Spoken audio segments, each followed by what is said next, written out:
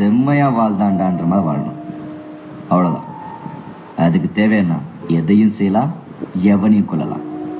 சின்ன வயசுல இருந்து எனக்கு ஒரு பெரிய ரவுடி ஆகணும்னு ஆசை, கனவு, லட்சியம் எல்லாமே.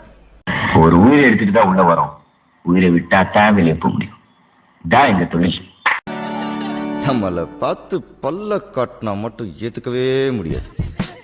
அப்ப வந்துச்சு என் உடம்புக்குள்ள ஒரு வெறி.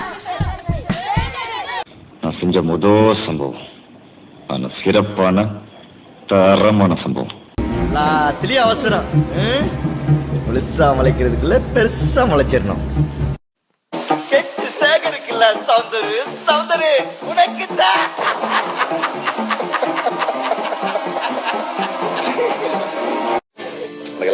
செத்தாத்தா பத்தி வரும்.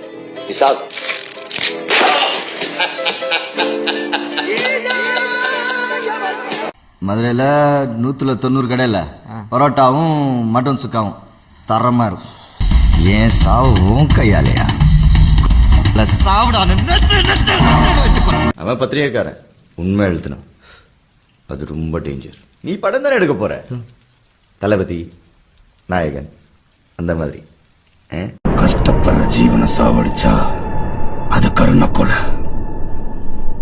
நான் கருணைய பார்த்தாலே கொலைதாண்டா. நான் ஹீரோவை நடிக்கவான்னு கேட்கல, நடிக்கிறேன்னு சொல்றேன். ஐ ஃபிலிம் ஐ ஹீரோ. ஓகேவா?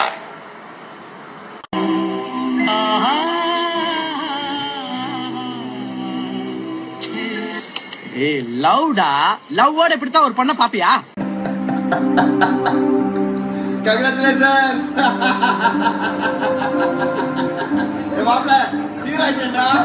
அந்த கார்த்தி நாயை கண்டுபிடிச்சு கொல்லணும், என் கையாலேயே கொல்லணும்.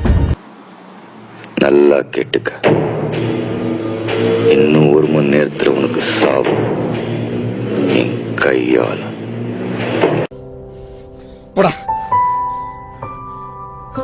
உனக்கு நான் உயிர் பிச்சு போடுறேன். இன்ஃபேக்ட் நீங்க பாத்தீங்கன்னா ரவுடின்னு சொல்லிட்டு தெரிஞ்சிட்டு இருக்கிற பாதி பேரு நிஜத்துல ஜோக்கர் தான்.